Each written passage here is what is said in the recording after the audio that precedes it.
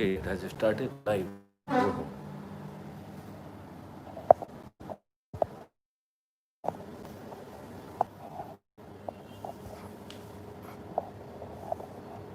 या उसमें आ गया ब्लिंक वी आर लाइव। सीधा लाइव हो गया ना। अब बैठो नीचे, देखते हैं।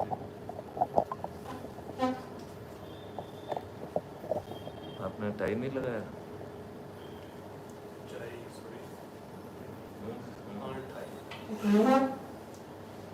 Okay. 1 2 3 1 2 3 1 2 3 hello hello 1 2 3 1 2 3 1 2 3 hello 1 2 3। तो बात तो ठीक रहा है। Yes, I think the video is proper. अच्छा, अब इससे कुछ प्रॉब्लम हो सकती है, इसको ऑफ कर देते हैं। No no that's okay, you can just increase the temperature. नहीं नहीं नहीं, साउंड। हाँ दैट्स कोई issues.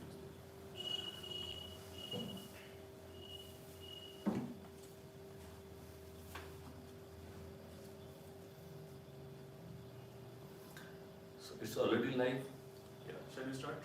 I think. Hello and good evening to all. Namaskar. Today we have again our special guest, Shri Maitri Singh Gupta ji, former DGP of the state of Madhya Pradesh Special Reforms Department. Again we are back to the Crime Free Bharat live channel, and today's topic is Crime Free Bharat and how we will change the fate and face of this country by using our implementation of our rules and our policies.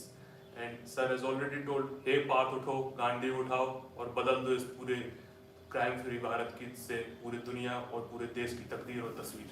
हमारे साथ sir फिर से आ रहे हैं। हमारे साथ sir फिर से आ रहे हैं। मैं सर से बोलता हूँ start. Over to sir. Nimesh, it's a pleasure to be in this Crime Free Bharat mission. और ये ऐसा अभिनव प्रयोग है जिससे कि हमारे देश की तस्वीर और तकदीर दोनों बदल सकती है। और इसमें बहुत सारी खासियत है। सबसे बड़ी खासियत जो है वो है कि ये आम आदमी को बहुत सारी वो सुविधाएं दे रहा है कि जिसके लिए एक आम आदमी को बहुत ज़्यादा भटकना पड़ता है, बहुत ज़्यादा उसको उसके लिए स्ट्रगल करना पड़ता है। तो उसके लिए जो है ये काफ़ी कठिन हो जाता है। तो ये अभियान उसको 5 सर्टेनिटी दे रहा है। और सबसे पहली और सबसे महत्वपूर्ण सर्टेनिटी है registration of FIR, right. And वो FIR भी उसको विकल्प है कि वो बिना थाने जाए भी उसकी FIR होगी और वो भी लीगली एक्सेप्टेबल FIR होगी। इसमें खासियत वाली बात ये है कि इसमें हर किसी के डिस्क्रिशन को बरकरार रखा गया है।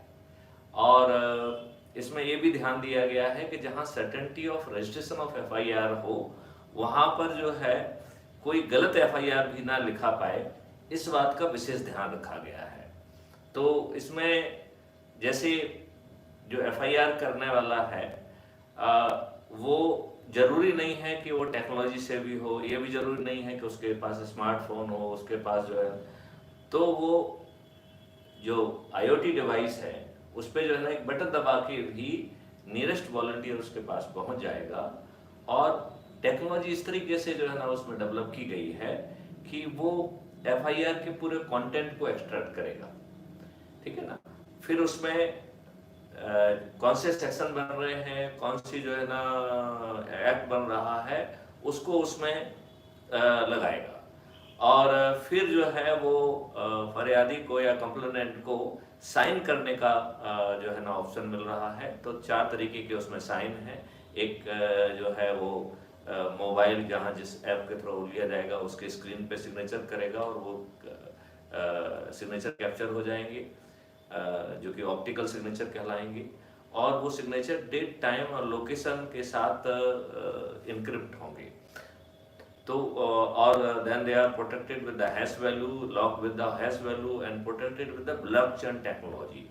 तो ये अपने आप में एक बड़ी चीज होगी। और फिर इसके बाद उसी ऐप से उसका फरियादी का फोटोग्राफ लिया जाएगा and that will also be logged with the date, time and location stamp. Similarly जो है OTP बेस्ड आधार का भी वेरिफिकेशन होगा, और सही मायने में देखा जाए तो वर्चुअल आईडी बेस्ड जो है ना सिग्नेचर का भी। तो इस तरीके से 4 सिग्नेचर का वेरिफिकेशन उसमें रखा गया है। और फिर जो FIR, अब तक इसमें 3 चीजें आ गई हैं। FIR का कंटेंट आ गया है, सेक्शंस आ गए हैं और सिग्नेचर आ गए हैं।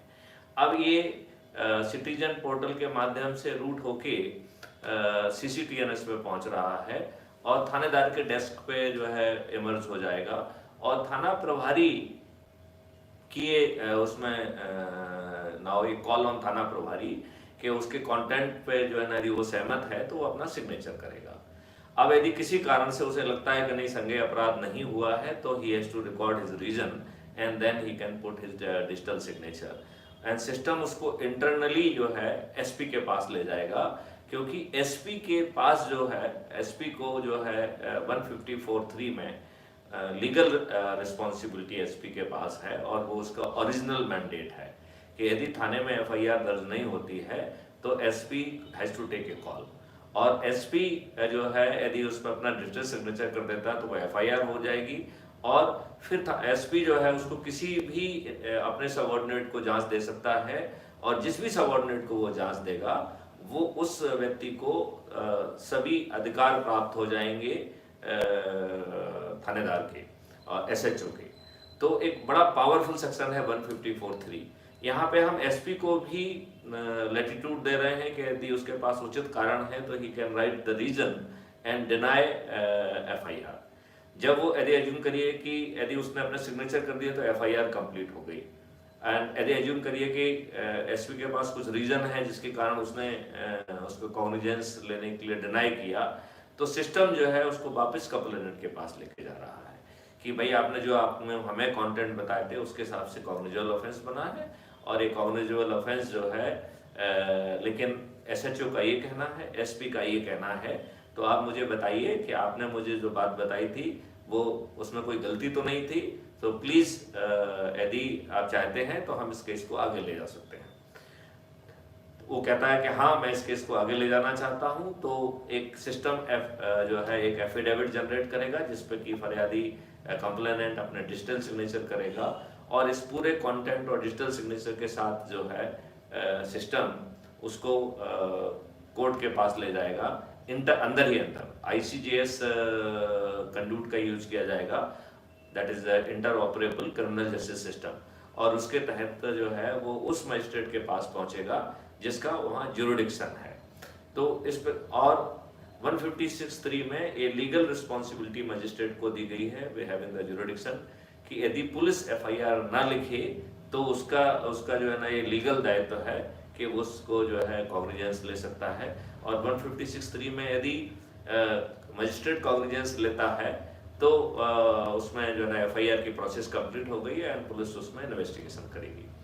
अब यदि ये माना जाए कि मजिस्ट्रेट के पास भी कुछ रीजन है टू रिफ्यूज, राइट, तो उसके डिसीजन को लेके फिर से सिस्टम फरियादी के पास जाएगा, उससे कहेगा कि सर देखिए आपका ये कंटेंट है, ये जो है SHO ने कहा है, ये SP ने कहा है और ये मजिस्ट्रेट ने कहा है, तो now it is A final call on you कि क्या आपने गलत चीजें बताई हैं, नहीं तो आप अपने फेवर के एविडेंस बताइए, और system will try to capture those evidence and there will be another affidavit, और उसके साथ जो है then it will go to the high court.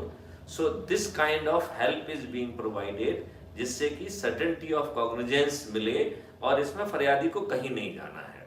अब एक मिनट ये माने कि फरियादी को ये समझ में आ गया कि उसने तो झूठी रिपोर्ट की है और जो SHO के रीजंस हैं, जो SP के रीजंस हैं, वो सब वैलिड रीजंस हैं, तो और वो विड्रॉ करता है, तो सिस्टम उसको फॉरवर्ड करेगा कि आपका जो कंडक्ट है वो 182(211) के तहत संज्ञेय अपराध है and we are going to prosecute you.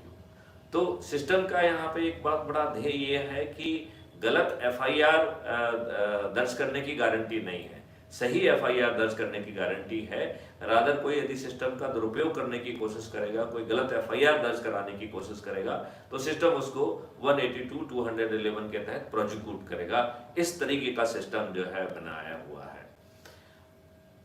तो देन जो है ना certainty of cognizance of FIR के बाद there is a number 2 probability that is about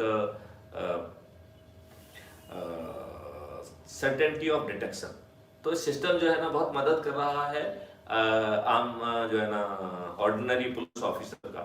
और ऑर्डिनरी पुलिस ऑफिसर जो है जिसने एकदम उसका एकदम सामान्य दर्जे का जो है ना स्किल सेट है, उसे टेक्नोलॉजी का ज्ञान नहीं है, उसे मनी लॉन्ड्रिंग भी नहीं मालूम है, उसे साइबर क्राइम भी नहीं मालूम है, उसको सीडीआर क्या होती है भी नहीं मालूम है, पीएसटीएन डाटा क्या होता है, वीएलआर क्या होती है, उसे कुछ नहीं मालूम है।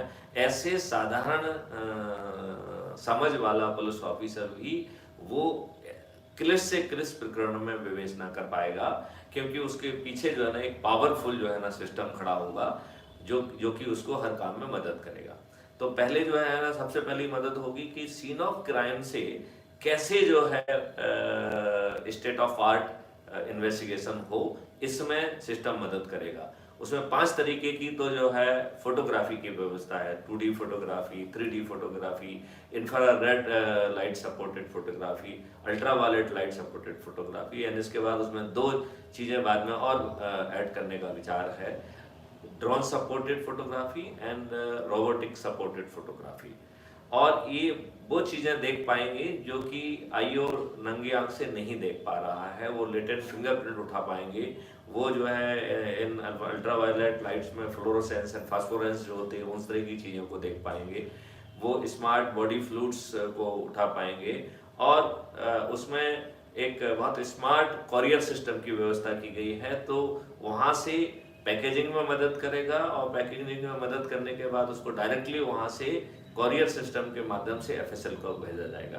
तो जो वर्तमान प्रॉब्लम होती है कि जो सीन ऑफ क्राइम पे जो एविडेंस कैप्चर किए जाते हैं, कई बार वो थाने में पड़े रहते हैं 6-6, 8-8 महीने, और जब तक वो एफएसएल में पहुंचते हैं तो 80 से 90% केसेस में सैंपल जो है ना is not fit for test, इस तरीके के ओपिनियन हमको मिलते हैं। तो ये एक बहुत ही जो है ना आपत्तिजनक स्थिति है। तो इस सिस्टम में ये सब नहीं हो पाएगा, इस सिस्टम में सैंपल को खराब होने का कोई स्कोप नहीं होगा। सेंट्रल में जो है ना सिस्टम में वो कैपेबिलिटी है कि वो सीन को रिक्रिएट कर पाएगा। Hotspot, scene of crime, modus operandi के आधार पर और टाइमिंग और बाकी एट्रीब्यूट्स के आधार पर सिस्टम उन लोगों को भी आइडेंटिफाई कर पाएगा जिनके द्वारा अपराध किया जाना संभावित है। जब उनके फोटो जो है वो आईओ को उसी ऐप के माध्यम से जो है ना रियल टाइम बेसिस पे पहुंचाएगा, तो जो विटनेसेस हैं वो उसको पहचान के, यदि उन्होंने उन अपराधियों को पहचान लिया तो केस सॉल्व हो गया। अब अज्यूम करिए कि यदि किसी नए अपराधी ने अपराध किया है और उसके पास फोटोग्राफ सिस्टम के पास नहीं है, तो सिस्टम उनको डिजिटल पोर्ट्रेट बनाने की भी फैसिलिटी दे रहा है, और वो भी 1 से 1.5 मिनट में जो है ना उसका फोटोग्राफ बन जाएगा। इस तरीके का स्मार्ट जो है पोर्ट्रेट बिल्डिंग सॉफ्टवेयर पिछले स्मार्ट इंडिया हैकाथॉन में हम लोग द्वारा बनाया गया है। So we are in a very advance stage of doing it. Then जो है 91 की रिक्विजिशनिंग के तहत जो सिस्टम है वो सीडीआर से लेके बैंक ट्रांजैक्शन से लेके मूवमेंट से लेके ढेर सारी इंफॉर्मेशन, रिजर्वेशन की, इसकी उसकी, तो वो ऐसे एविडेंस कैप्चर करके फीड कर पाएगा, और उसके आधार पे वो ये भी निष्कर्ष निकाल पाएगा कि व्हाट द प्रोबेबिलिटी ऑफ कि दिस पर्सन जो है ना कैन कमिट द जो है ना ऑफेंस।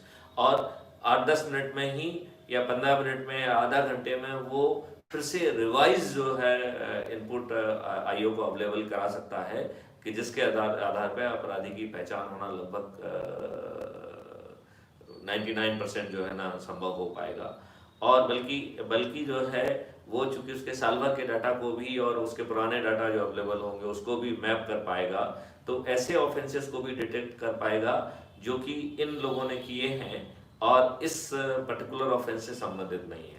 तो मालूम पड़ा कि एक ऑफेंस को आईओ डिटेक्ट कर रहा है और 200 और ऑफेंसेस खुल गए हैं, और सिस्टम उन 200 ऑफेंसेस के जो है ना किस थाने के हैं, किस स्टेट के हैं, वहाँ पर जो है इन्वेस्टिगेशन लीड भेज कर उन ब्लाइंड केसेस को जो वहाँ पर डिटेक्ट नहीं हुए थे उनको भी डिटेक्ट करा पाएगा। ये चूंकि इसमें एक नेटवर्क ऑफ आईओटी डिवाइसेस और सीसीटीवीज होगा, तो real time basis as we will grow, तो हम सेक्शन 8 और सेक्शन 9 एविडेंस एक्ट के तहत जो conduct prior to crime and post crime, मतलब घटना के पहले का कंडक्ट और बाद का कंडक्ट, इसके आधार पर भी बहुत सारे जो है ना एविडेंस कैप्चर करके वो दे पाएगा। तो सिस्टम के पास ऐसे ढेर सारे जो है इनपुट्स होंगे और उस इनपुट के आधार पर जो टेक्नोलॉजी निर्णय लेगी वो कोर्ट में उसे सिद्ध नहीं कर रही है, वो उसको लेके एक्सपर्ट के पास जा रही है और एक्सपर्ट्स का ओपिनियन भी जो है ना उसमें ऐड करके सेक्शन 45 एविडेंस के तहत वो कोर्ट में पहुंचेगी। तो इसका मतलब है there will be plenty of evidences, हर एविडेंस जो है वो डेट, टाइम और लोकेशन स्टैम्प के साथ जो है ना लॉक हो रहा है। और सिस्टम 3 तरीके का सर्टिफिकेट जनरेट कर रहा है, certificate of integrity, certificate of admissibility, certificate of chain of custody. तो ना केवल बहुत सारे एविडेंसेस होंगे, ना केवल एक केस की विवेचना के से जो ना हम सैकड़ों केसेस डिटेक्ट कर पाएंगे जो कि इस विवेचना से सीधा उनका कोई संबंध नहीं है, बल्कि जो है ना हम ऐसे अकाट्य जो है साक्ष्यों को इकट्ठा कर पाएंगे कि लगभग जो है 100% केसेस का डिटेक्ट होना संभव होगा। क्योंकि कुछ जो है दूसरे केसेस की विवेचना से जो ऐसे इस तरीके के इनपुट मिलेंगे उसमें वो ब्लाइंड केसेस डिटेक्ट होंगे जो कि जैसे कि इस केस में जो ना 200 और केसेस डिटेक्ट हुए हैं। और फिर इन एविडेंस के साथ जो है we are going for the third certainty, that is certainty of conviction. तो सर्टेनिटी ऑफ कन्विक्शन 2-3 तरीके से आ रही है। पहली सर्टेनिटी ऑफ कन्विक्शन आ रही है कि बहुत सारे एविडेंस कैप्चर हो रहे हैं, सभी एविडेंस अकाट हो रहे हैं, बिकॉज उनके साथ उनको रियल टाइम बेसिस पे ढेर सारे सर्टिफिकेट्स क्रिएट करके उनको कोर्ट में इनफॉलिबल बनाया जा रहा है। डिफेंस लॉयर अपना कोई ट्रिक चला के उसको डिफीट नहीं कर पाएगा। और फिर हम कोर्ट प्रोसेस में बहुत मदद कर रहे हैं। तो जो सम्मन्स वारंट हैं उनके इशुएंस में जो है ना सिस्टम मदद करेगा, उसमें गवाही की कन्वीनियंस को भी कैप्चर कर किया जाएगा और एक क्लिक बटन दबा जैसे ही जो ना जज तय करता है कि हमें इस डेट पे इसकी डेट रखना है, तो वो रियल टाइम बेसिस पे सम्मन्स वारंट एंड प्रोसेसेस को जनरेट करेगा और उनकी डायरेक्ट तामीली करेगा, थ्रू वॉलंटियर्स के थ्रू तामीली करेगा। और यदि किसी कारण से इन 2 साधनों से यदि तामीली नहीं हो पाती है तो वो फिर पुलिस के पास के माध्यम से तामील करेगा। तो इसकी पूरी प्रोसेस में 2 बड़ी इंपॉर्टेंट चीजें हैं। एक तो डीबर्डनिंग ऑफ द पुलिस, नंबर 2 जो है ना पुलिस को टेक्नोलॉजी और बाकी बर्डन से भी उसको दूर किया जा रहा है। टेक्नोलॉजी पुलिस को अपने काम करने में बहुत ज़्यादा मदद कर रही है और अभी जो है जो उसकी बात को कोई सुनता नहीं है वो स्थिति पैदा नहीं होगी। तो 91 का जो एविडेंस जो कैप्चरिंग है that will also become a certainty. और यदि एज्यूम करिए कि कोई व्यक्ति जो है जो उसके लीगल मैंडेट के तहत जो उससे जानकारी मांगी गई है वो जानकारी देने से यदि कुछ कोताही करता है, उसमें कुछ मक्कारी करता है, उसमें कुछ उसकी स्लिप होती है, तो उसे 91 के वायलेशन में 188 के तहत प्रोसिक्यूट किया जाएगा और वो भी सर्टेनिटी के साथ किया जाएगा। अब एक सवाल उसमें उठता है कि आप उस व्यक्ति को जिसने आपको एविडेंस देने में बदमाशी की है या कोताही की है या लापरवाही की है, उसके प्रोसिक्यूट करने से हमारा पेट तो भरने वाला नहीं है। हालांकि उससे मदद मिलेगी कि दूसरे व्यक्तियों को सबक मिलेगा और वो गड़बड़ी नहीं कर पाएंगे, लेकिन उसके साथ साथ ये बहुत जरूरी है कि हमारा एविडेंस जो उसके गड़बड़ी के कारण नहीं मिल पाया वो हमें मिलना चाहिए। तो सिस्टम जो है सेक्शन 93 और 94 के तहत जो मजिस्ट्रेट से वारंट लेके सर्च एंड सीजर की कार्रवाई होती है उसमें भी जो है पुलिस ऑफिसर की मदद करेगा। और ये यदि चूंकि सिस्टम के पास हर अपराधी की ग्रेडिंग होगी और उसके जो ढेर सारे जो इनपुट डिवाइसेस हैं वो उस समय का मूड और उसकी प्रिपरेशन को कैप्चर कर रहे हैं, तो सिस्टम ये भी अनुमान लगा सकेगा कि जब हम इंटरवेंशन कर रहे हैं या हम अरेस्ट करने जा रहे हैं तो अरेस्ट करने की कौन सी जगह होना चाहिए और उसमें यदि रिस्क इन्वॉल्व है तो ऑपरेशनल प्लानिंग भी सिस्टम देगा। तो आने वाले समय पे पुलिस पे अटैक नहीं हो पाएंगे, विकास दुबे जैसा स्थिति नहीं होगा कि उसने 8 जो है ना पुलिस वालों को गन डाउन कर दिया है, ऐसी स्थिति नहीं हो पाएगी। और स्मार्ट डिस्ट्रीब्यूटेड कोर्ट प्रोसेस के तहत हम जो है उनको सर्टेनिटी के साथ जो है उनको सजा दे पाएंगे। और चूंकि और गवाहों को जैसे पहले अपन ने कहा है कि थाने जाने की जरूरत नहीं है, तो अब इसमें जो है भविष्य के जो कोर्ट ट्रायल होंगे उसमें जो है गवाह को कोर्ट में जाने की जरूरत नहीं होगी। तो डिस्ट्रीब्यूटेड जो है विटनेस सेंटर्स होंगे और उन विटनेस सेंटर पे जो ना प्रोटोकॉल्स होंगे, उसके आइडेंटिटी का प्रोटोकॉल होगा, उसमें कोई भय में तो नहीं है, तो जो है वो ड्यूरेस में नहीं है, उसका प्रोटोकॉल होगा, एंड देन जो ना फाइनली गवाही का प्रोटोकॉल होगा। तो यदि वो जैसे कोई व्यक्ति आया है तो पहले उसको 10 मिनट या जो भी समय लगता है उसमें उसकी आइडेंटिटी होने के बाद ही वो अगले चरण में जाएगा, जहाँ पे उसको ये ध्यान दिया जाएगा कि कहीं वो किसी भय में तो नहीं है। तो आज की व्यवस्था में गवाह भय में होता है और वो भय में ही गवाही देता है। तो पहले प्रॉब्लम पॉकेट विटनेस की है, दूसरी प्रॉब्लम है कि उसको डिफरेंट डिफरेंट तरीके प्रेशर में ऑपरेट करता है। तो यदि वो भय में है तो सिस्टम उसको आइडेंटिफाई कर लेगा और क्वारंटाइन कर देगा, और यदि वो ठीक है तो उसकी गवाही होगी। गवाही भी 2-3 कैमरे के तहत होगी। तो उसके हकलाने से लेके, उसके टांगों के कांपने से लेके हम उन चीज़ों को भी कैप्चर कर पाएंगे। और कोर्ट में जैसे जो एविडेंस जो है ना, कोई डॉक्यूमेंट दिखाया जा रहा है और वो ओरिजिनल डॉक्यूमेंट ही लेजिबल नहीं है, तो टेक्नोलॉजी बहुत सारे फिल्टर्स के तहत बगल एक में ओरिजिनल डॉक्यूमेंट दिखाएंगे और उसको इम्प्रूव करके डॉक्यूमेंट को भी दिखाएंगे, जिससे उसकी लेजिबिलिटी बढ़ जाएगी। और यदि कोई डॉक्यूमेंट जो है यदि गवाही फर्जी तौर पे यदि पेश किया गया है, तो सिस्टम जो है ना वो फर्जी दस्तावेज को भी पहचानने की क्षमता रखता है, और वो उसी समय जो नहीं भी कह सकता है कि ये दस्तावेज फर्जी है। और कोर्ट में फर्जी दस्तावेज गवाही के बतौर एज एविडेंस पेश करना अपने आप में जुर्म है। तो वो system will take it for the cognizance के साथ, देखिए इसने ये फर्जी दस्तावेज का जो है ना यूज किया है। यदि डिफेंस लॉयर, ये रिसर्च हुई है कि लगभग 80 to 90% केसेस में defence lawyer on merit case नहीं जीतता है, वो बहुत सारी टैक्टिक्स को यूज करता है, उसके माध्यम से वो जीत पाता है। तो उन टैक्टिक्स का अब चलना संभव नहीं होगा।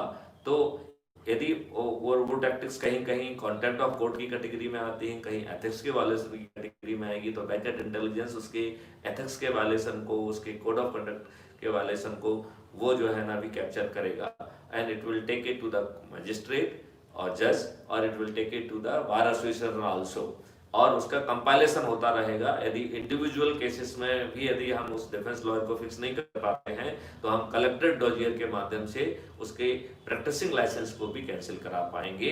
इतना पावरफुल ये सिस्टम होगा। तो सर्टेनिटी ऑफ कन्विक्शन होगा, और सर्टेनिटी ऑफ कन्विक्शन भी जेन्युइन केसेस में। तो जैसे हमने कहा कि वहाँ फर्जी एफआईआर की जरूरत वो नहीं है।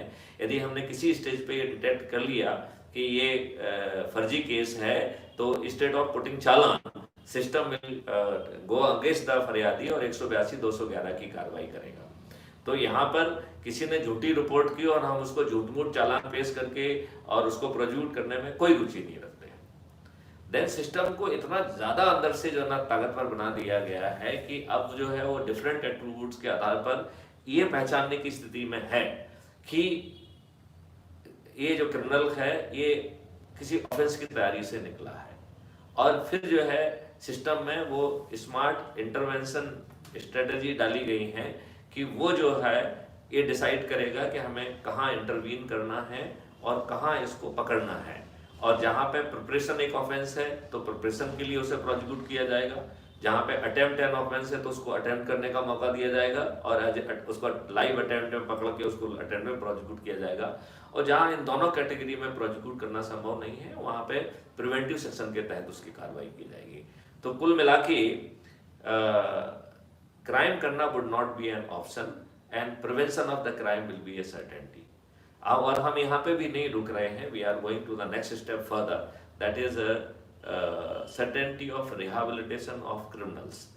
तो जब हम क्रिमिनल्स को पहचान रहे हैं, उनके एसोसिएट को पहचान रहे हैं, हमें को ये भी मालूम है कि उसने क्या एक्विजिशन किया है, कब गाड़ी खरीदी, क्या गाड़ी खरीदी, क्या नया एक्विजिशन किया, हम उसको क्राइम से कोरिलेट कर पाएंगे और कई बार उसके एक्विजिशन को भी हम क्राइम से जोड़ पाएंगे। तो ये ऐसा क्राइम करना बहुत साधारण काम नहीं रहेगा उसको। और हम चूंकि क्रिमिनल को पहचान चुके हैं तो ये कोई अच्छी स्ट्रेटेजी नहीं है कि हम अपराधी को अपराधी बने रहने दें।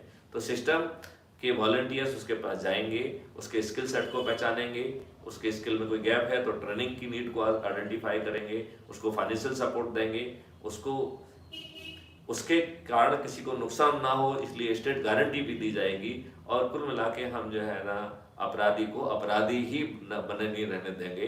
तो जब अपराधी नहीं होंगे तो निश्चित तौर पे we will go for crime free Bharat. इसमें रिएक्शनरी क्राइम एक दूसरी डायमेंशन है, that is for the some other reasons. तो उस तरीके का क्राइम जो है ना बहुत सारे कारणों से होता है, क्योंकि हम सब लोग चलते फिरते ज्वालामुखी हो गए हैं और हम अनरिलेटेड चीज़ों से ट्रिगर हो जाते हैं, हम लोग एक्सप्लोड हो जाते हैं। तो जब हमारा सिस्टम में फेथ होगा तो हम जो है ना एक डिफ्लेट हो जाएंगे, हमारे जो वर्तमान टेंशन हैं वो कम हो जाएंगे। तो हमारा जो रिएक्शनरी क्राइम है वो भी धीरे धीरे जो है ना खत्म होगा। लेकिन यहाँ हम ये स्पष्ट करना चाहते हैं कि हमने जो क्राइम फ्री भारत टाइटल चुना है, इसको शाब्दिक अर्थ से लेना बिल्कुल उचित नहीं है। इसका मतलब है कि there will not be a high prevalence of the crime, low profile crime जो है ना कहीं कहीं कमिट होगा, क्योंकि जब लोग साथ में रहते हैं तो कोई वायलेशन होता है और उसकी तत्काल सर्टेनिटी से जो है ना कॉग्निजेंस होगा, सर्टेनिटी से डिटेक्शन होगा, सर्टेनिटी से कन्विक्शन होगा। तो धीरे धीरे वो छोटा मोटा क्राइम भी है जो है ना उसको करने का भी लोगों को जो है ना कोई कारण नहीं बचेगा। और स्लोली जो है लगभग जो है ना it will be tending to the zero. तो it may not be zero, but जब वो जीरो नहीं भी होगा तब भी जो है सब लोग जो है एक सुरक्षा के आवरण को महसूस करेंगे। एक अच्छी सी जो है ना हमेशा एक सेफ्टी और सिक्योरिटी का जो है ना एक फीलिंग होगा, और चाहे रात में निकलना हो या दिन में निकलना हो उसे बहुत ज़्यादा चिंता की जरूरत नहीं पड़ेगी। जैसे अभी भी कुछ गाँव में जहाँ पे की सिक्योरिटी का कल्चर है तो वहाँ पर अभी भी लोग ताला नहीं लगाते हैं, बिकॉज नोबडी कमिट क्राइम। सो वहाँ पे वैल्यू सिस्टम के कारण क्राइम कमिट नहीं कर रहा है या देवी जो है ना भय के कारण नहीं कर रहा है, वही काम है यहाँ पे टेक्नोलॉजी के भय से कर नहीं हो पा रहा है, नहीं हो पाएगा। और धीरे धीरे वो हमारे स्वभाव में परिवर्तन लाएगा और एक हमारे वैल्यू सिस्टम में परिवर्तन आएगा, और हमें जो है ना फिर क्राइम करने की इच्छा ही नहीं होगी, because there is no strong reason to commit crime. आज का जो सिस्टम है वो बहुत स्ट्रॉन्ग इंसेंटिव दे रहा है क्राइम कमिट करने के लिए, और वो जो है there is so much incentive to commit crime कि वी कैन सेफली से कि अभी प्रेजेंट हालातों में it is the least risk sector of economy. तो गेन बहुत ज्यादा है कि एक बार स्ट्राइक किया आपको 10 लाख 50 लाख 1 करोड़ मिल गया, और पहले तो रजिस्ट्रेशन का जो है ना होना ही मुश्किल है, फिर रजिस्ट्रेशन हो गया तो डिटेक्शन नहीं होना है, फिर सजा नहीं मिलना है। तो कुल मिला के अपराधी को रिस्क वर्तमान समय में बहुत कम है, और जब ये सिस्टम इम्प्लीमेंट हो जाएगा तो इसका जस्ट उल्टा हो जाएगा। एंड धीरे धीरे चूंकि पूरी इसमें सभी वॉलंटियर्स जुड़ रहे हैं और इसमें जो वायलेशन जो है उसकी कैप्चरिंग का पावर स्लोली जो है सिटीजन सेंट्रिक होगा, क्योंकि ये जिम्मेवारी सेक्शन 39 सीआरपीसी के तहत आम आदमी को आज भी दी गई है, केवल हमने उसको वेयर विदऑल नहीं दिया है। जब हमें कह रहे हैं कि आप यदि कॉग्निजेबल ऑफेंस है और आपको मालूम है तो रिपोर्ट करना आपकी लीगल जिम्मेवारी है, और यदि आप ऑफेंस नहीं रिपोर्ट करते हैं तो आपके विरुद्ध कार्रवाई होगी और आप निर्दोष हैं ये आपको सिद्ध करना होगा। इतना खतरनाक प्रोविजन के बावजूद भी दूसरे एंड पर जो है ना how it could B a pleasure of not taking cognizance.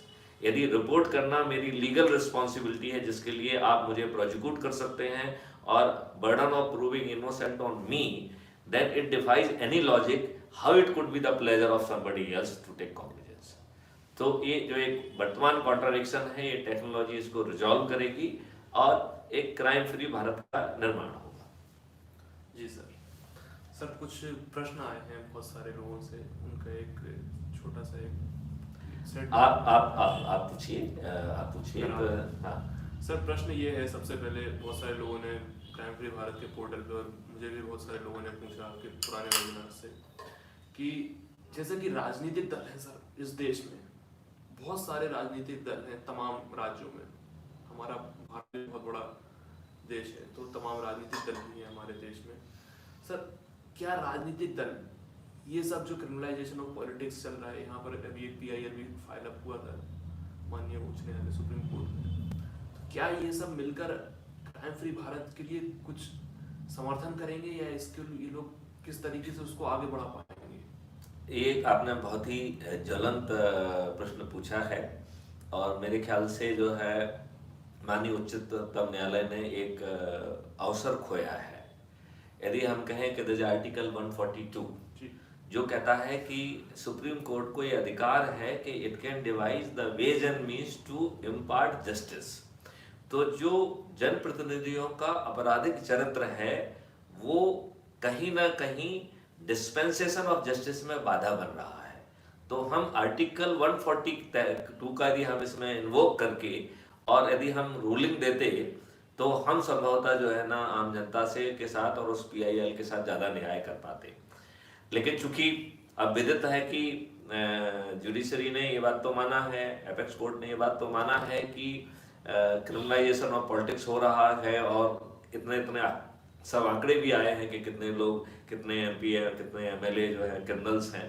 तो ये तो सर्वविदित है कि देयर इज ए प्रॉब्लम और ये समस्या और भी आगे बढ़ेगी क्योंकि जब यदि क्रिमिनल चरित्र के लोग पॉलिटिक्स में रहेंगे और जब उनके हितों को साधना एक राजनीतिक मजबूरी रहेगी तो एक राजनीतिक सिस्टम जो है ना एक वो बहुत अच्छा प्रशासन देने में समर्थ नहीं रहेगा। अब इसमें एक चीज मैं निमिष साहब से ये कहना चाहता हूँ कि आप ये इधर को ये बात समझने की कोशिश करिए कि जब इस देश में एक चपरासी की नौकरी के लिए आपको सचरित्र होना आवश्यक है तो आप जनता के प्रतिनिधि हैं, एक पब्लिक ऑफिस को आप होल्ड करेंगे, उसको इतने सारे पर्क्स दिए जा रहे हैं, वो एक पब्लिक सर्वेंट की कैटेगरी में आता है 2000 और जो है आप उसको जो है एक पब्लिक सर्वेंट होने के नाते उसे सचरित्र होना ही चाहिए।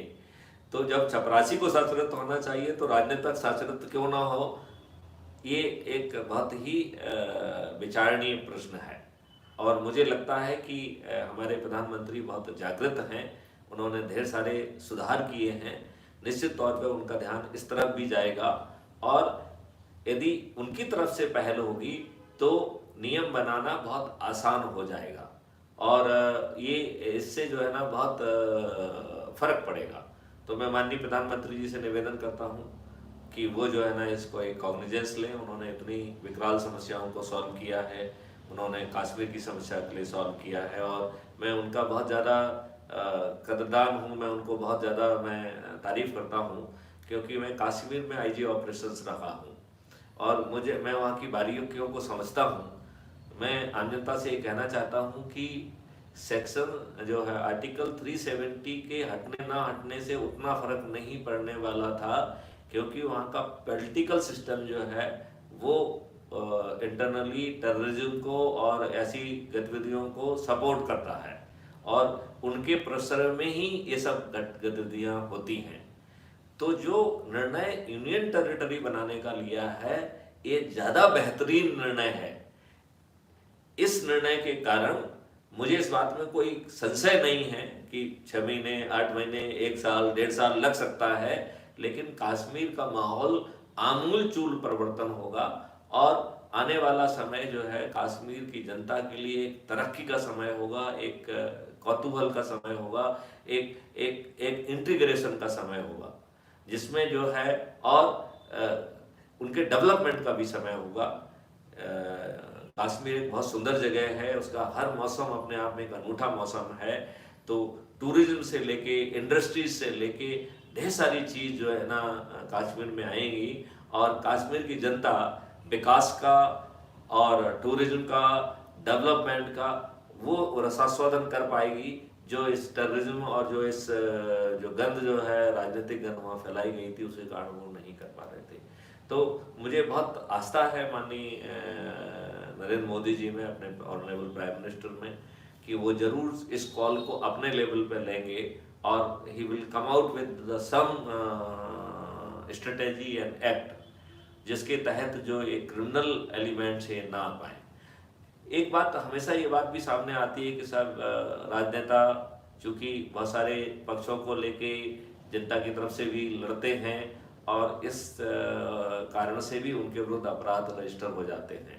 तो हम उसमें एक लीवे रख सकते हैं कि यदि जो ऑफेंस इन हालातों में कायम हुए हैं जहाँ पे कि वो किसी पब्लिक पक्ष को रिप्रेजेंटेटिव कर रहा था तो उन हालातों में हम उसको डिस्क्वालिफिकेशन तब तक नहीं मानेंगे जब तक कि वो चालान पोस्ट पेश ना हो जाए।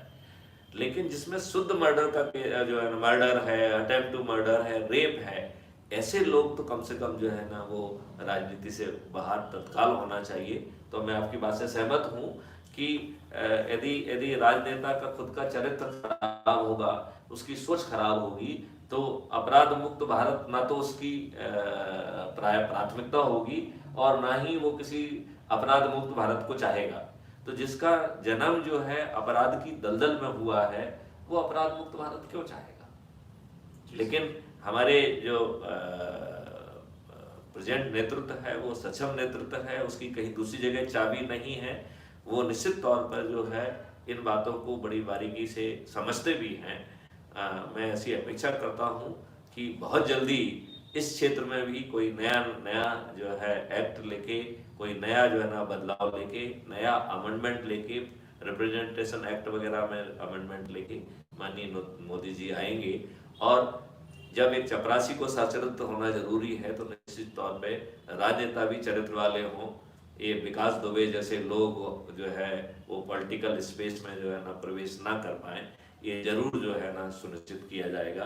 तो जब हम अपराधी को अपराध ना करने देने की जो है ना सुनिश्चितता दे रहे हैं, तो माननीय मोदी जी निश्चित तौर पर जो है ऐसे जो है ना राजनेता जिनका क्रिमिनल बैकग्राउंड है, उन्हें ना आने देने की सुरक्षा तो आम जनता को दे ही सकते हैं। जी सर, आपने बिल्कुल सत्य बात बोली सर कि कश्मीर तो भारत का स्विट्जरलैंड है ही, और ये विकास दुबे का एक जो नेक्सस वैक्यूम है इसको भी मोदी जी दूर करें। सर तीसरा सवाल इसी से ही संबंधित है। एडिया सर एक संस्था है, एसोसिएशन ऑफ डेमोक्रेटिक रिफॉर्म्स के नाम से। उन्होंने सर बहुत सारी एक रिसर्च करी है और एक बहुत बड़े लेवल पर उनकी लीगल टीम भी लगी रहती है इन सब कामों के लिए, मेनली जब चुनाव से हो या किसी प्रत्याशी से हो, कोई भी संबंधित सीट से हो। तो उन्होंने एक आंकड़ा निकाला कि बहुत सारे पूर्व विधायक भी जिन पर क्रिमिनल चार्जेस हैं या जिन पर आपराधिक मुकदमे हैं, उन्हीं के भत्ते, पेंशन, इन सब में सरकार का तमाम पैसा बर्बाद हो रहा है सर। इसको सर क्राइम फ्री भारत या कोई जो और संस्था है उनकी मदद से इसको पूरा उनका जो पे एंड पर्क्स आपने भी जिसका जिक्र करा था, इसको कैसे हटाया जाए? देखिए 2004 में एक बड़ा सख्त निर्णय सरकार ने लिया कि जो व्यक्ति 2004 के बाद रिटायर होगा उसे पेंशन का हक नहीं होगा। तो जो व्यक्ति 40 साल की, 42 साल की, 35 साल की, 36 साल की, जितने भी साल की सेवा देके सेवानिवृत्त हो रहा है, यदि उसे पेंशन का हक नहीं है, तो कोई व्यक्ति एक दिन विधानसभा या राज्यसभा या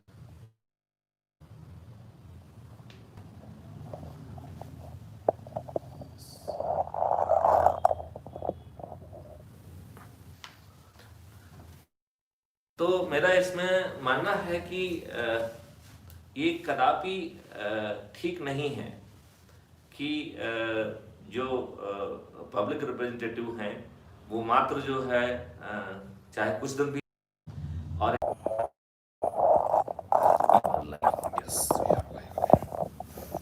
चलिए तुम अपनी जगह जाओ। तकनीकी कारण से जो दोबारा जो है उस बात पे वापस आते हैं कि ये बिल्कुल सही प्रश्न है आपका कि जब एक शासकीय अधिकारी, शासकीय कर्मचारी इतनी लंबी सेवा काल को देता है और उसे पेंशन नहीं मिलती है, तो इट डिफाइज ऑल लॉजिक कि नेताओं को, जो एमएलएज हैं, एमपीज हैं, उन्हें अपनी जो है ना क्यों जो है ना पेंशन मिलना चाहिए। तो आज 2004 के बाद कम से कम जो विधायक और एमपी बने हैं उनको तो पेंशन बिल्कुल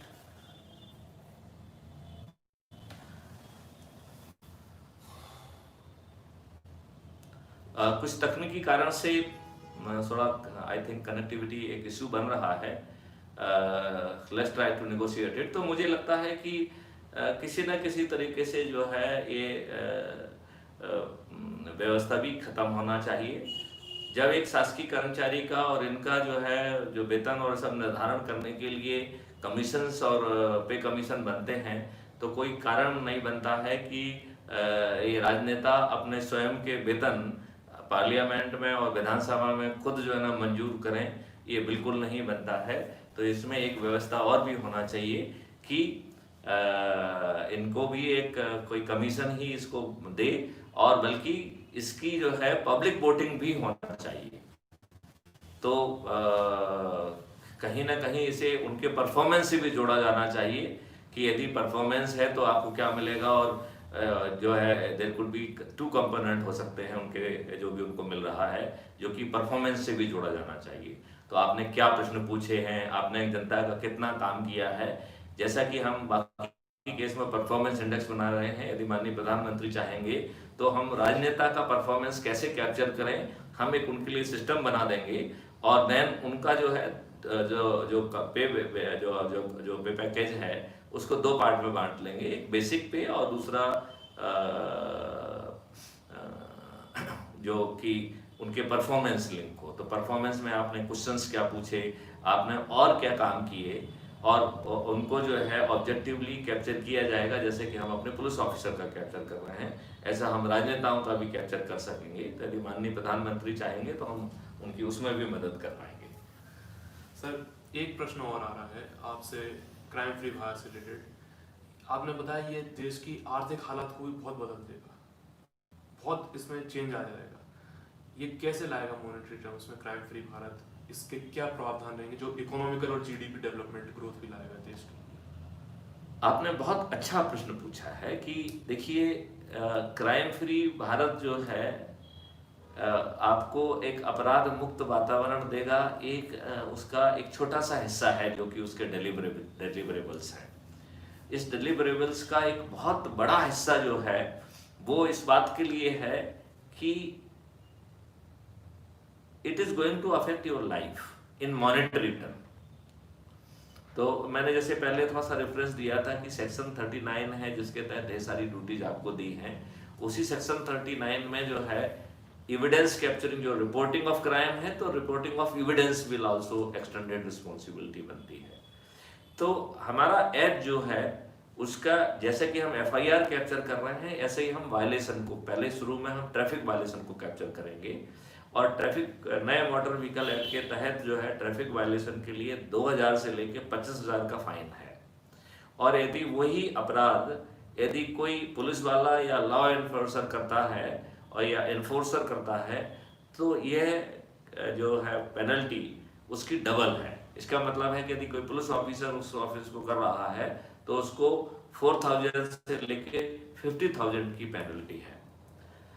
अब यदि जो है जो कैप्चरिंग है, now it will be distributed. इसको 3 तरीके से कैप्चरिंग की जाएगी। एक, वॉलंटियर्स, यहाँ वॉलंटियर्स का मतलब है पूरी आबादी, whole population of the country, because revenue stream flow होने वाली है, लिहाजा सूनर और later everybody will become the part of it. So either they will be a part of, as a volunteer or as a observer or as a stakeholder। तो volunteer का मतलब ये है कि वो ट्रेंड है और वो फिजिकल इंटरवेंशन के लिए भी तैयार है। ऑब्जर्वर है, वो उसकी जो लोकेशनल एडवांटेज के कारण जो उसकी सेंसेस हैं उससे वो जो कैप्चर कर पा रहा है, चाहे आँख का हो चाहे कान का हो, जहाँ से वो जो कैप्चर कर पा रहा है उसको जो है ना वो उसके, इसलिए उसको ऑब्जर्वर कहा गया है। तो second capacity is of the observer. और यदि आप वॉलंटियर या ऑब्जर्वर नहीं हैं तो कम से कम आप अपनी सुरक्षा के लिए, आपके प्रति घटित होने वाले अपराध के लिए, आपके आसपास के बात के लिए निश्चित तौर पे आप स्टेक होल्डर हैं। तो volunteer, as a volunteer, as a observer, as a stakeholder, किसी न किसी कैपेसिटी में आप जो है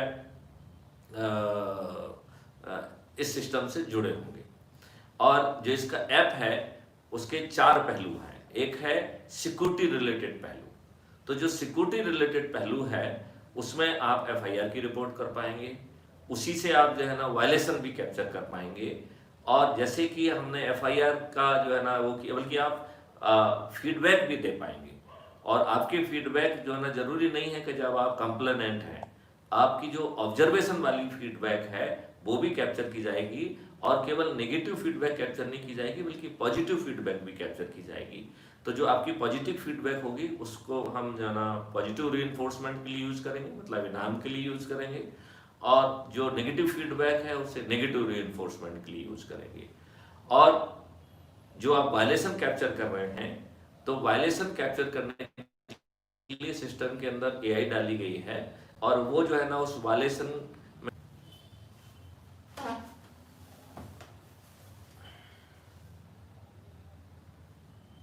तो जैसे जो है वो सिस्टम एविडेंस को डेट टाइम और लोकेशन के साथ जो है ना प्रोटेक्ट करेगा, एज वेल लॉक करेगा, इलेक्ट्रॉनिक टेक्नोलॉजी के तहत जो है उसको लेके जाएगा, सीसीटीवीनेस में घुस जाएगा और कंप्यूटर अथॉरिटी के पास पहुंचेगा, और कंप्यूटर अथॉरिटी जैसे ही उस एविडेंस पे सिग्नेचर करते हैं तो वो चालान बन जाएगा। क्योंकि सिस्टम में बहुत ज़्यादा क्षमता ऑलरेडी पैदा कर दी गई है, तो किसने वायलेशन किया है वो उसको पहचानने की स्थिति में है, तो वो चालान को लेके उस वायलेटर के पास पहुंचेगा कि see this is the evidence against you. नीचे पेमेंट लिंक है, यदि आप पेमेंट करना चाहते तो आप इससे पेमेंट कर दीजिए, और उसमें पेमेंट के सभी ऑप्शंस हैं, तो आसानी से वो पेमेंट कर पाएगा।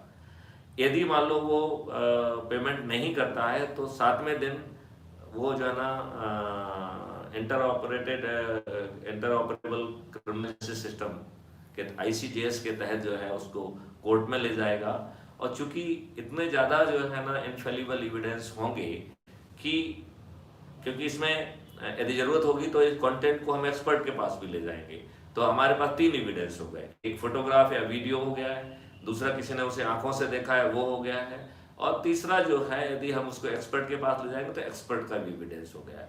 तो इस तरीके के उसमें बहुत कुछ जो है ना करने के लिए, कहने के लिए जगह ही नहीं बचेगी। और चूंकि उसमें किसी अन्य टेक्नोलॉजी से मैनिपुलेशन संभव नहीं है, डेट टाइम एंड लोकेशन के साथ वो लॉक हो रहा है, तो it will be almost infallible, and वहाँ से हम जो है उसको वो कर पाएंगे। हम जो है ये कोई समझदारी वाला काम नहीं होगा कि कोर्ट में जाया जाए, क्योंकि कोर्ट में जाएंगे तो वकील की फीस लगेगी और ढेर सारी इनकन्वीनियंस होगी।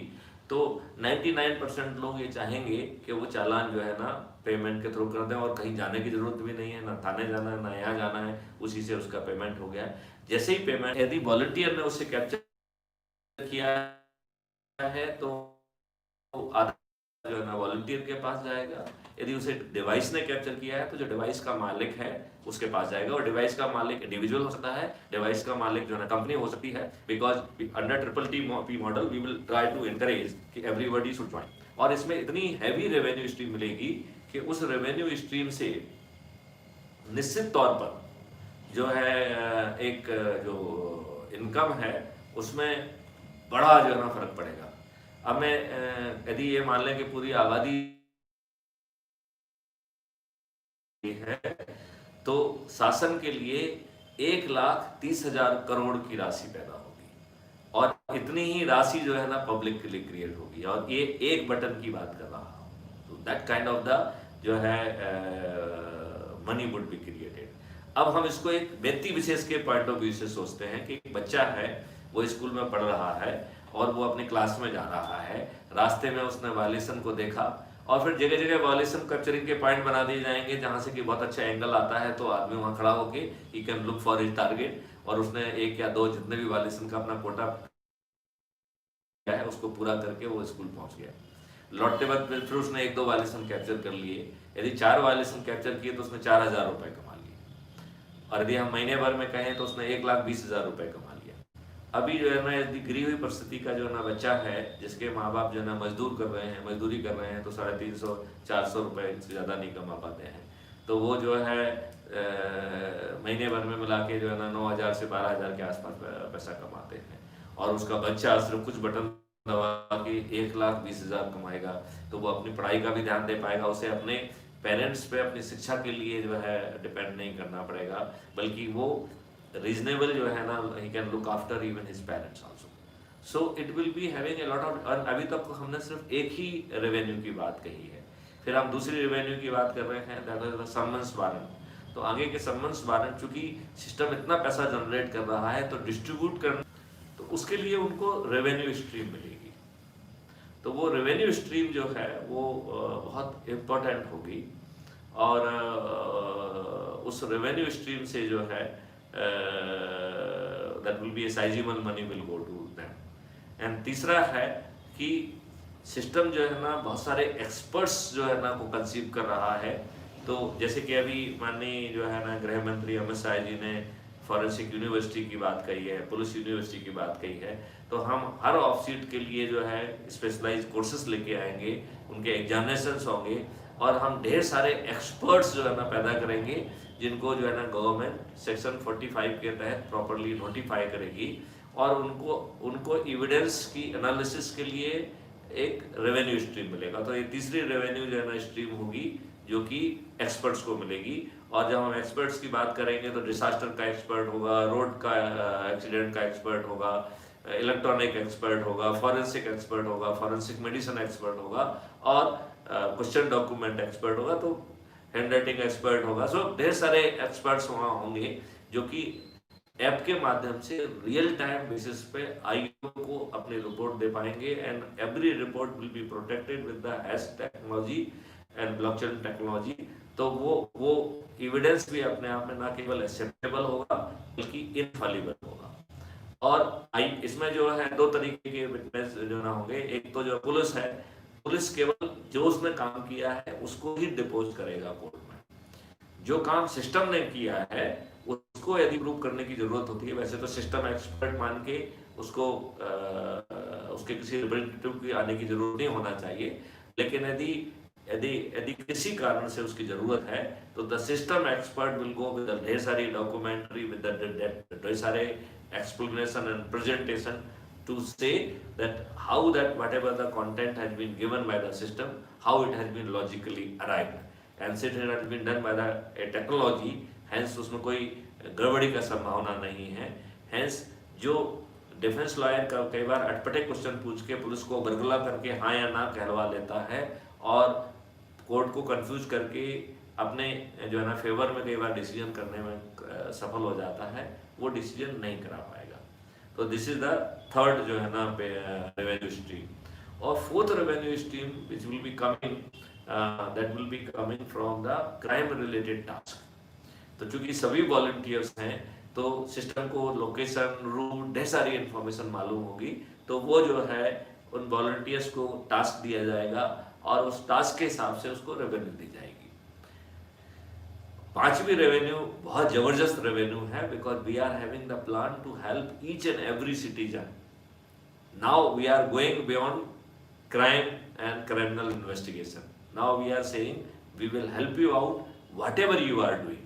तो यदि आप हाथ ठेला चला रहे हैं तो हम हाथ ठेला का बिजनेस आप स्मार्ट ढंग से कैसे करें और आपको रेवेन्यू कैसे बढ़ाई जाए, हम उसमें मदद करेंगे। यदि आप फार्मर हैं तो आप लो कॉस्ट में ग्रीन हर्बल कैसे जो है ना वो करें, तो हम आपकी उसमें भी मदद करेंगे। और ये काम जो है ना ढेर सारे स्टार्टअप्स करेंगे तो वो उस समय पैसा भी नहीं मांगेंगे। जैसे कि पहले गाँव में होता था कि जब फसल आ जाती थी तो सबको अपना अपना हिस्सा मिल जाता था, something it will be like that. तो there will be no immediate जो है बर्डन ऑन द फार्मर।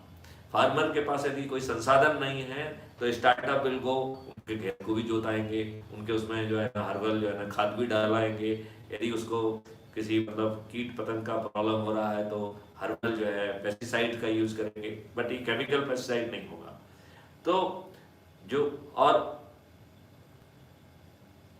इसी तरीके से हम मिल्क के एरिया में काम कर रहे हैं, इसी तरीके से हम हनी के एरिया में काम कर रहे हैं, तो हम खान पान तक को भी जो है ना प्रभावित करेंगे। तो इस तरीके से 5 रेवेन्यू स्ट्रीम मिल रही हैं, और ये जो रेवेन्यू स्ट्रीम आप जो है ना will change your behaviour. So slowly India will become a highly rule compliant society, जहाँ लोग खुद को का उनके जो है उनका चरित्र ऐसा हो जाएगा कि वो वायलेशन नहीं करना चाहेंगे। तो आप कहेंगे कि साहब ये तो रेवेन्यू स्ट्रीम ड्राई हो जाएंगी, तो ये रेवेन्यू स्ट्रीम ड्राई नहीं होंगी, क्योंकि इनको जो है फिर इनको विस्तारित किया जाएगा। जैसे लेन ड्राइविंग, तो आप लेन ड्राइविंग कर रहे हैं कि नहीं कर रहे हैं, इंटर स्पेस व्हीकल का वो कर रहे हैं कि नहीं कर रहे हैं। आगे चल के जो है हम एडल्ट्रेशन के एरिया में जाएंगे, हम जो है ना आपका जो है क्वालिटी जो कंस्ट्रक्शन हो रहा है उसमें कोई गड़बड़ी तो नहीं हो रही है। तो ये जो इतने सारी आंखें हैं ये बहुत सारे वायलेशन को कैप्चर करेंगी।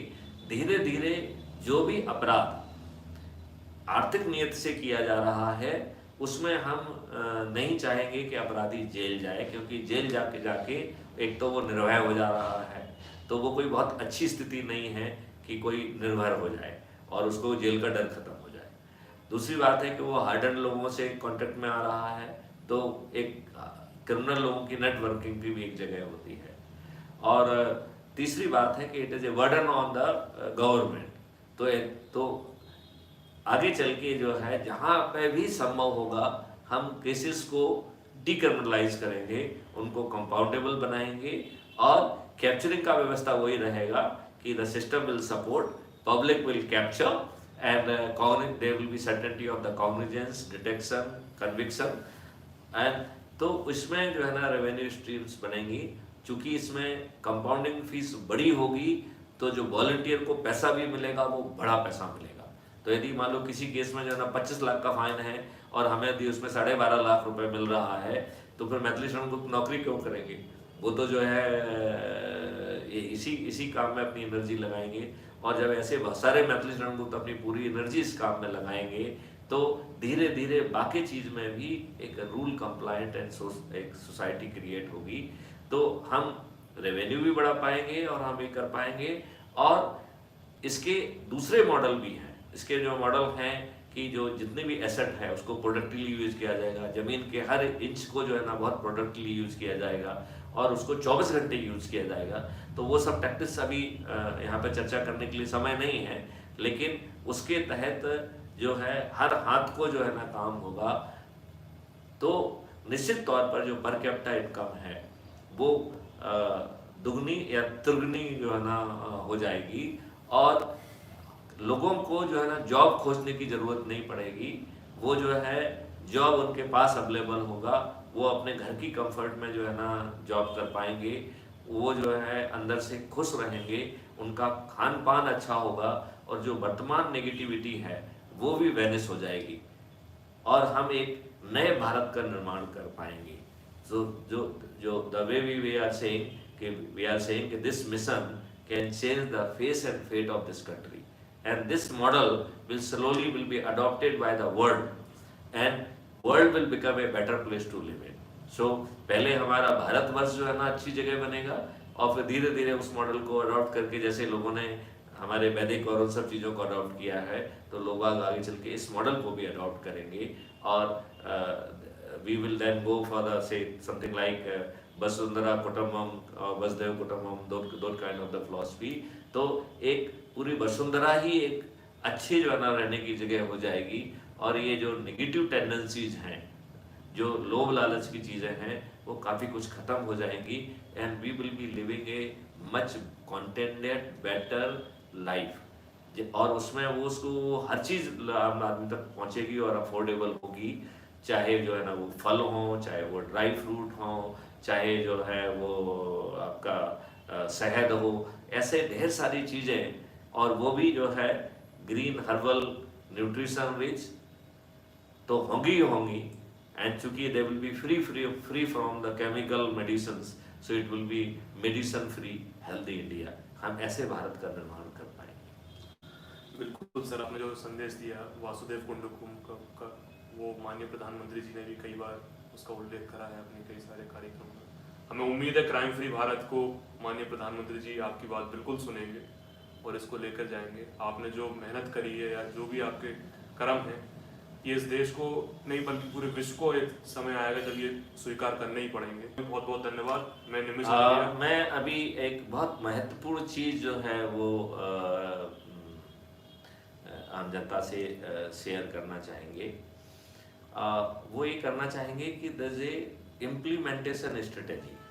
तो ये जो क्राइम फ्री भारत है it is a accepted national police mission. तो वहाँ से जो है ना MHA के माध्यम से BPRND में पहुँच गया है।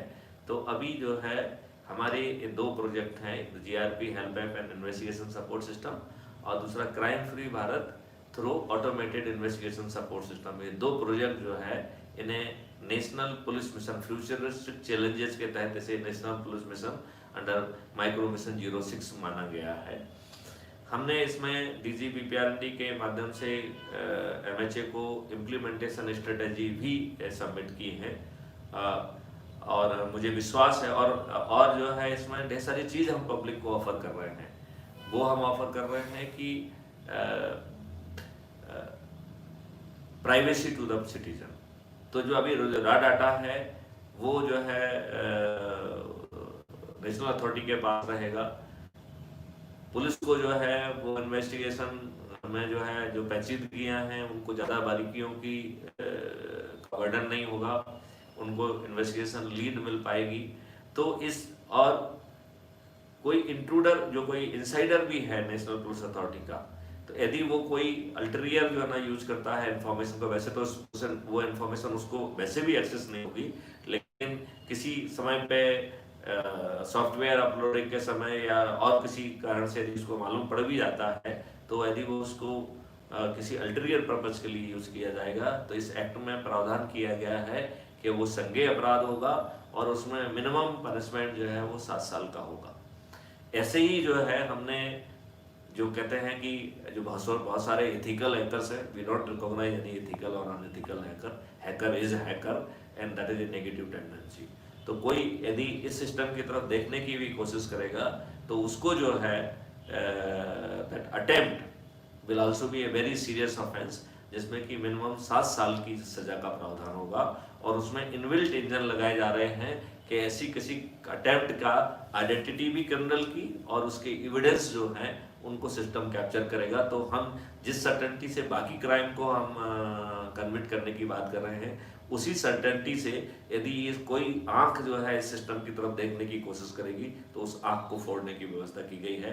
उसको सर्टेनिटी से कॉग्निजेंस के साथ जेल में जो है ना भेजा जाएगा, उसको प्रोसिक्यूट किया जाएगा। क्योंकि इस तरीके के लोग जो है ना पढ़े लिखे होशियार लोग होते हैं, वो लेस रिस्क टेकिंग होते हैं।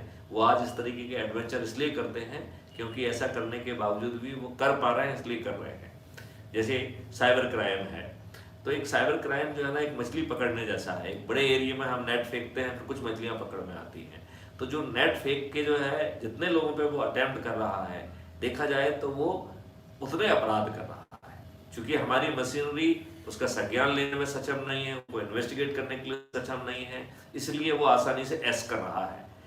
उसको जो है जो चाहे इंडिविजुअल हो, इंडिविजुअल तो बेचारा रोता है, लेकिन जो फाइनेंशियल इंस्टीट्यूशंस को जो लॉस होता है, कई बार वो उसको छिपाते हैं जिससे कि उनके बिजनेस पे एडवर्स इफेक्ट ना पड़े।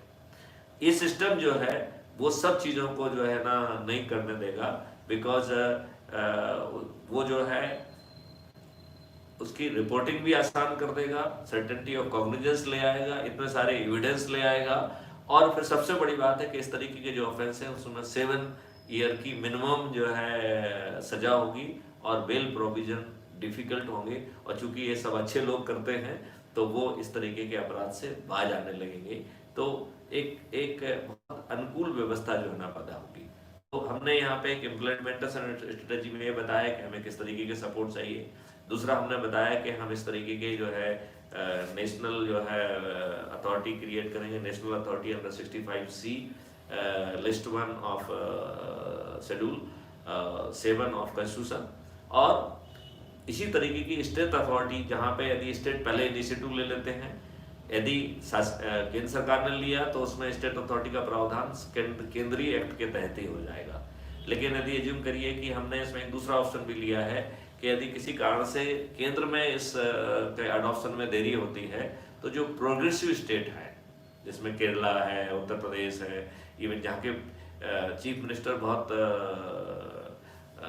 अच्छे हैं और वो कोई भी कठोर निर्णय लेने में सक्षम हैं, तो ऐसे चीफ मिनिस्टर जो है they can adopt it under entry 2 in list 2, और उसमें भी वो स्टेट अथॉरिटी बना सकते हैं। तो स्टेट अथॉरिटी का एक्ट भी हमने बनाया हुआ है इंडिपेंडेंटली।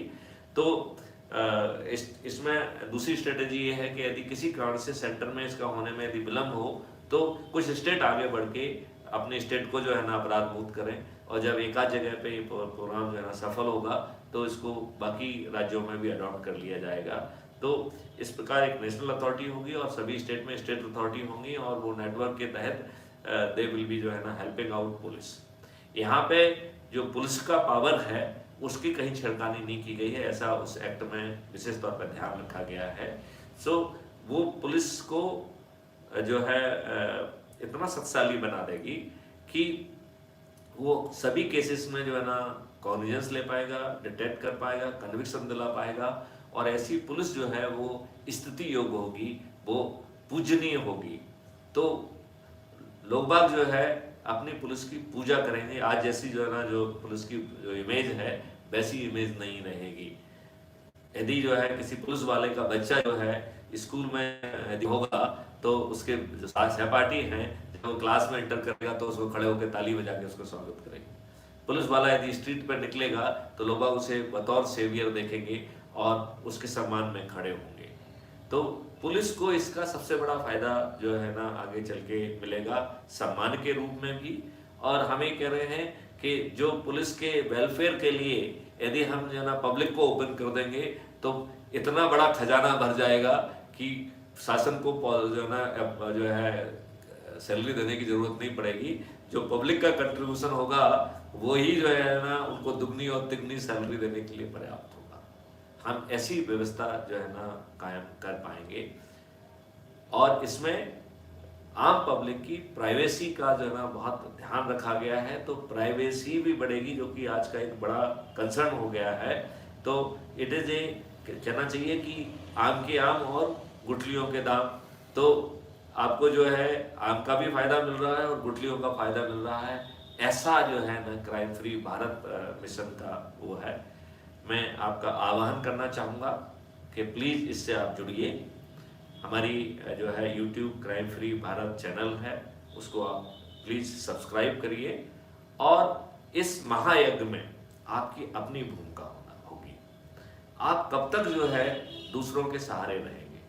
तो मैं आह्वान करता हूँ, हे पार्थ उठो, गांडीव उठाओ, यह धर्म युद्ध है, इसे करना ही होगा, उठो। तो मैं आप सब लोगों को जगाता हूँ, हे पार्थ उठो और गांडीव उठाओ। हम सब मिलके अपने देश का फेस और फेट बदल देंगे। जय हिंद, जय भारत। बहुत बहुत धन्यवाद सर।